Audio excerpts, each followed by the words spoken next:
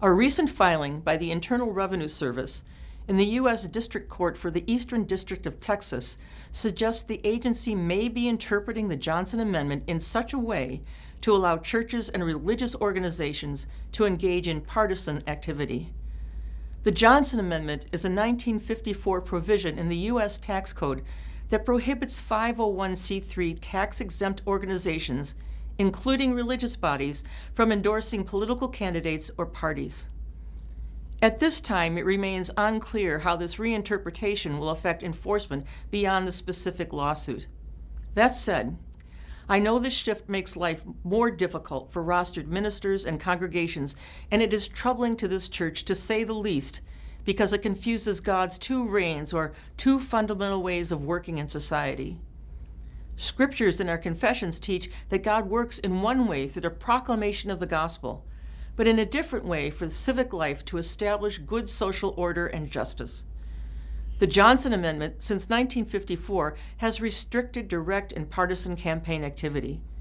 Yet it is balanced in allowing for the expression of our baptismal calling to care for others and the world God has made through active civic engagement by its members and congregations.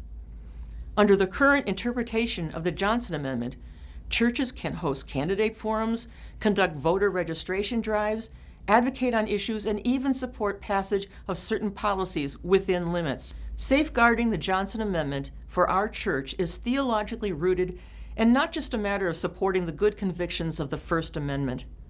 Theologically, it keeps partisanship out of religious organizations, and for our church protects the proclamation of the gospel and the right administration of the sacraments as the unique purpose and calling of God's church and our congregations. At the same time, it allows appropriate avenues for advocating for God's justice and concern for good social order. The ELCA will continue to uphold and promote the amendment's restrictions on partisan campaign activity and support others who share concerns about the IRS recent filing. We will closely monitor any changes in IRS guidance and assess their implications for the ELCA and other religious organizations. For the time being, the ELCA joins other faith communities in urging political leaders to preserve the Johnson Amendment's protections.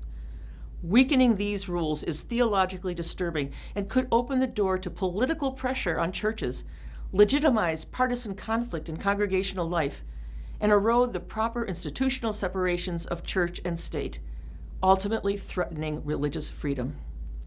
As a church in deep discernment about faith and civic life, we pray for God's guidance. Be well, dear church.